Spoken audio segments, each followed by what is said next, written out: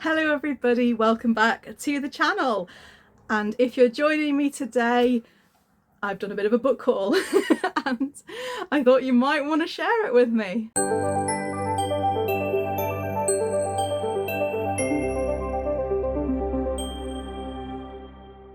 Now guys, if I did a video every single time I bought books, then this channel would basically just be uploading every single day because I do buy a lot of books. But this week we have a very special book haul because I finally visited my friend's bookshop down in Tunbridge Wells. If you're following their channel already, you may already know that Ross and Laura from Hardy's Books have opened in Tunbridge Wells a wonderful bookshop called Station Books. And I love their logo, by the way. It's absolutely fantastic. And yeah, I now have my own cup as well. So this is my tote. And they opened, I think, about 7 months ago. I can't remember because I don't know what day of the week it is half the time. But they've not been open very long, and they recently did a video talking about their kind of 6-month anniversary opening as a shop, what their best-selling books are, and just talking generally about how the experience has been.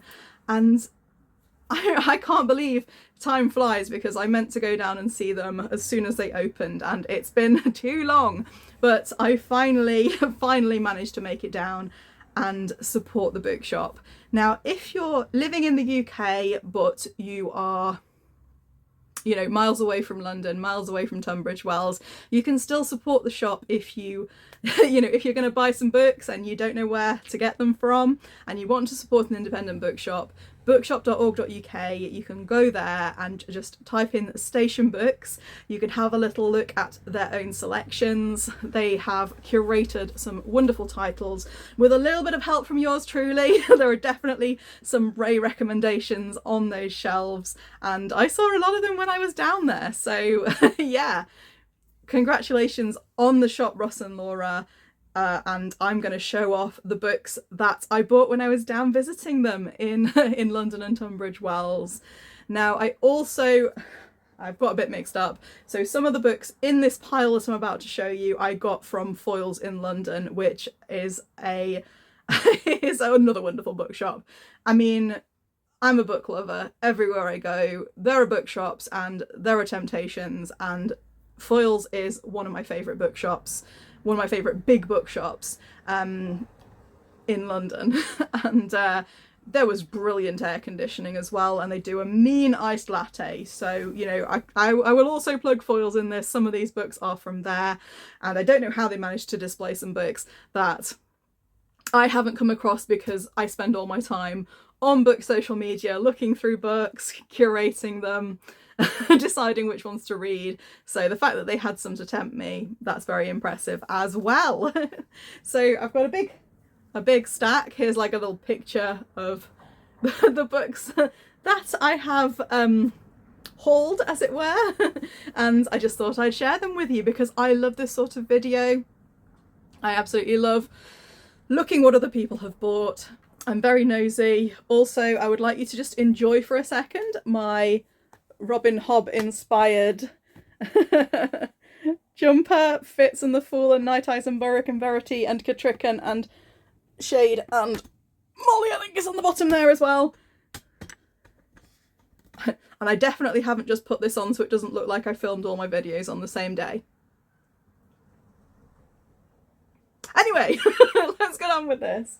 So, this was a book that is by Alice Wong, and those of you who are doing Herkyed, this will be great for disability representation.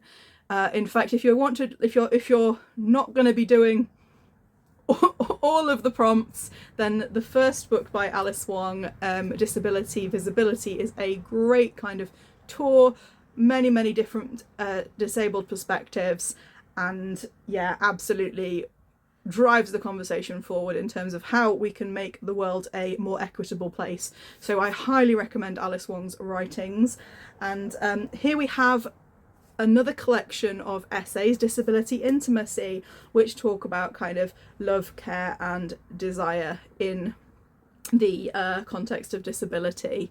So absolutely looking forward to reading this, and again hoping that it gives me more perspective, you know, on the conversation. I'm looking forward to reading that one. I got that one from Station Books. They are a very inclusive bookshop that have books on a number of different, you know, kind of social issues. They have a wonderful non-fiction section that I have like kind of been trying to help highlight as well. If you want a really, really good book on disability activism, then Sitting Pretty by Rebecca Tausig is a great choice, and yeah, they've got that in stock in the shop, so yeah, have a look for that. This one Ross gave me, so hi Ross, if you're watching, if you've got this far. This is a book called You Dreamed of Empires by Alvaro Enrique, and I'm looking forward to this one just based on Ross's description of it. He was giving me a little bit of a history lesson with it. This is set in the city of Tenochtitlan. I don't know if I said that right. I might have to, and I'm filming, so I can't actually Google whether I said that right. Yeah, it's set in the 1500s, and it's set before the...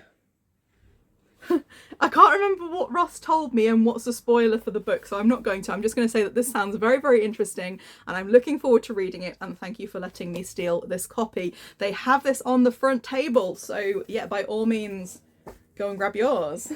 This one was a cover buy. This one I bought because I like the cover. Look at the colours on that. Look at the design. Look at the little setup. It's called To the Moon by Zhang Yujin, and like... I didn't actually even read the blurb. Anyway, so I bought this, and then Laura says to me, someone recommended this to me, and then I read what it was about, and it looks like it's about Bitcoin. Now, have I just bought a fiction book about Bitcoin? I don't know. I don't know anything about cryptocurrency at all. It's not a particular interest of mine, but come on, look at the cover. It's a beautiful cover. Who would have thought it? Yeah, a very vague blurb. So I'm going to read it and let you know what I think. Again, it's a front table purchase. So, you know, there are copies left if any of these books takes your fancy. This one I got from Foyles. And yeah, I'm not going to be able to hide that because it says signed Foyles on the front. And this one, Failed Summer Vacation by Hoi-jung He, which I think is translated from Korean, is, I bought this on the blurb and also the cover, and you can see, I love this sort of colour scheme. Like, I do have a certain, there is a type of look that often goes from books kind of translated from Japanese and Korean, that they've gone for a kind of a trend in these kind of colours, and I just love them. I just love them. They're like eye candy. I love the colours. Anyway, I bought this based on the blurb, which just says, this summer vacation is not a complete failure quite yet. There's still a lot left we can ruin. So yeah, I love the idea of a failed summer vacation. Let's all lower our expectations, and yeah, I'm not sure if this is going to be a farce or if this is going to be something else. Doesn't look very long, but yeah, cover purchase as well, probably. Blurb purchase. Oh, that one's an ARC. Ross gave me an ARC as well for a book to read on behalf of Station Books, because I am quite the mystery fanatic. I absolutely love mystery books, and I've been helping them curate an all-new expanded mystery section. So I am hoping, if any of you do go down there, just close your ears, Laura and Ross. If you do go down there, just go in and be like, oh wow, I'm liking this section here. I wonder who helped you put it together, because it looks really tempting. I bought this one because I got this was a kind of buy one get one half price kind of deal, and I know I like Helen Oyeyemi's writing. So Parasol Against the Axe. Again, I'm not really sure what's going on in this cover. It appears to be some people climbing a cake with a wheelbarrow at the top in a bubble. I'm not a huge fan of this. I like it and I don't, if that makes sense. Like, it's yeah, I have no idea if this is going to be any good. I've got Gingerbread by Oyeyemi, and I've got another one by her as well.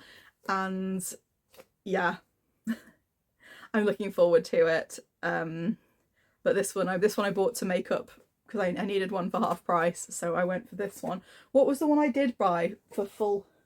What was the one? Oh yes, I got myself a paperback copy of The Will of the Many because the hardbacks look very heavy and might be quite hard to lift. And my friend Mare from Lady Mare Reads keeps keeps telling me to read this, and I have to.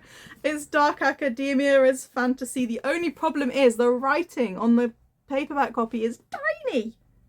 Absolutely tiny. So yeah, my hands will be okay, but my eyeballs might not. But that's why I ended up with buy one get one half price. But in fairness, yeah, I love Oyeyemi's writing as well, so I'm definitely pleased that I picked that up. What else have I got here? Oh, now this one. This is a pretty book. I feel like I should take it out of its protective covering just to show you how cute it is. This is Once Was Willem, which is an M.R. Carey novel, and I want to take it out of its protective wrapping to show you how gorgeous this edition is. But I kind of want to keep it protected as well so it stays nice. But this is the Inkstone version, and Station Books carry a load of gorgeous Inkstone editions. I believe they're one of the only shops, if not the only shop, who stocks Inkstone's editions in person. So if you want to have a look at the books, then they have a cupboard full of delights. This one was I know Ross has read it. He says it's very, very good, and it sounds like an interesting take on the zombie trope. So if you're looking for a book that has zombies in it, for Herkyed, for example, this could be the one, and everyone I've spoken about it with says it's really, really good. I was supposed to be reading The Girl with All the Gifts by M.R. Carey, but this one might just have to jump the queue. And another one, again, this is a Ross recommendation, and I generally trust him. He seems to be on. We have similar taste in some things when it comes to fantasy and historical fiction. This one, The Saint of Bright Doors, and if you've seen his video on the Ursula Le Guin Prize, which he put up about a week ago, he talks about this author, Vajra Chandrasekhara, and this is, I think, his debut, and Ross speaks so highly of this book. His new book is on is shortlisted for the Ursula Le Guin Prize. I can't buy it because it's got loads of worms on the front and I don't like worms, but they're all over the front, so I'm like, yeah, if I'm getting that, it'll be on Kindle. So I'm gonna give this one a go first. No offending worms as far as I can see. Unless they're going to jump out at me. And again, this one's got a lovely edge to it. This is an Inkstone edition as well, so it's all very shiny. And yeah, at Station Books, they have this both in Inkstone version and in paperback, so get yourself down there. This looks good. This looks good. I'm excited. I also got, and this is one I see all over book social media, all over Litsy. I think this is particularly popular in the US. So some of you may have read it already. Nothing to See Here by Kevin Wilson. I believe this is about children who spontaneously combust. So that's an interesting and unique premise already. So I do love a good weird book. So I'm hoping that this one will be as good as everyone says it is. And yeah, little bookmark. This one was a new one that had just come into the shop, and I'm going to be reading this one for the Herkyed prompt for Jewish Heritage Month, I think. Her First America by Laura Segal. I'm not sure how you say that. Is it Laura or Laura? Laura Segal, let's say. Apologies if I've got that wrong. And it's set in the 50s, but I think it was written a little bit later. And it's about a Jewish woman and a black American man who meet, and I believe it's a romance. And I do love the cover. It's very reminiscent of kind of Edward Hopper, isn't it? That kind of outside looking in through the windows, kind of American style. So yeah, this was a little bit of a cover purchase as well. But when I saw that it would meet the criteria for the Jewish Heritage Month prompt for Herkyed, I added that to my pile. I also got The Sleepwalkers by Scarlett Thomas. Scarlett Thomas is a bit of a mixed bag, because I enjoyed the end of Mr. Y, but I didn't enjoy Popco. And I think it was the premise that sold this to me. It's set in a hotel, which is kind of a thing I'm going for at the moment. A bit of a kind of book set in hotels kind of rampage. And it's about a couple who are on their honeymoon, and they're basically staying amidst the guests there. And it said it's got elements of Du Maurier and Patricia Highsmith. So two brilliant authors who bring the creepy vibes. So I do love anyone with gothic vibes. So I'm hoping this will be a modern version of that. But given kind of my mixed response to her books in the past, we'll have to see which way this one goes. She's certainly a very interesting writer, and like I say, I loved the end of Mr. Y. I thought it was very creative. Popco wasn't such a fan of. I got this one from Foyles. I saw it when I first went in through the door. This is The Dilemmas of Working Women by Fumio Yamamoto, and we've got some knitted sushi. Knitted sushi! Knitted sushi. Yeah, I think this is one, again, because 25 years ago this was popular in Japan, and it's the lives of 5 women, and yeah, so it's basically, it looks like it's a character study of 5 women that was popular 25 years ago in Japan, that's now been translated, and is, again, we've got the lovely colour scheme. I did a cover purchase. All you have to do to get me interested in a book is like bring out a cover like that, and I'm there. We also have the new paperback Janice Hallett, The Examiner. I love Janice Hallett's cozy epistolary mysteries. They are great fun. She is so funny, entertaining. The first one she wrote, The Appeal, was brilliant and made me want to read everything she's ever written. Twyford Code, a little bit overcomplicated, a little bit more serious in tone. Didn't like that one as much. I would guess that she wrote The Appeal. I would guess that she wrote The Appeal later, and then it took off and they asked her if she had anything else that she'd written already, and that's where they published the Twyford Code, I would guess. Because, yeah. But the Christmas Appeal, if you've read The Appeal, was a really, really funny little novella. So I'm hoping The Examiner will be good. 6 students, 1 murderer. Your time starts now. It's got a big old scorpion on the back. So I don't know exactly what's happening there, but yeah, it's going to be epistolary again. It's going to be in her signature style. Everything she writes, I will buy. And what a better way to celebrate and support independent bookshops. Speaking of which, I started reading this during story time. Yeah, this is a book about it's uncovering the history of women's bodies. So I don't know much about it, but it's basically an anatomy lesson with history. So I'm not sure what this will be like. I will give it a read. I was definitely reading parts of this in the shop, so it's only polite to take it home and finish it off. And Sakina's Kiss by Vivek Shanbag. This one I got from Foyles, and it's this again, it's pretty much a cover purchase because I love the the boldness, the red, white and black. I can't remember exactly what this was about. I did read the synopsis, but it was talking about how it gives a portrait of Indian life, I think. And this is translated from Kannada as well. So this will be interesting because I just finished reading Heartlamp, which was, I think, the first book translated from Kannada. I wonder if this is translated by the same person. No, Srinath Perur. We're getting more books translated from Kannada, which can only be a good thing. So yeah, I'm excited to see what, see what's in store with this one. And finally, and I'm pretty sure this was bought at Foyles, but I'm pretty sure that Ross will approve because he does like a bit of historical fiction as well. And that is Sinners by Elizabeth Fremantle.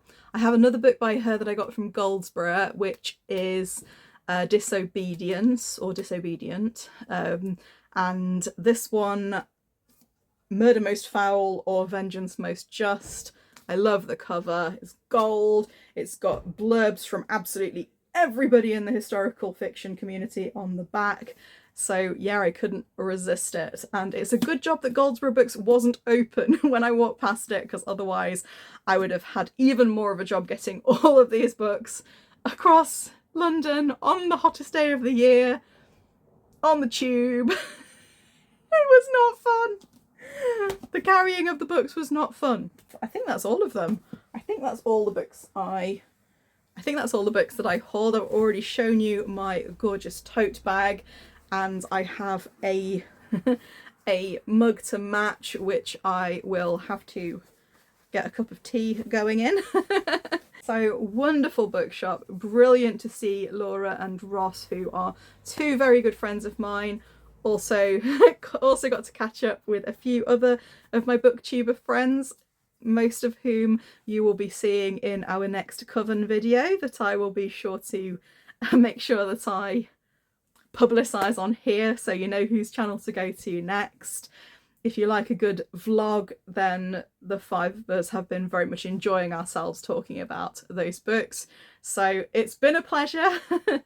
And don't forget, in the hot weather, it's been difficult for bookshops, particularly independent ones, because people are out in their deck chairs, feet in a paddling pool.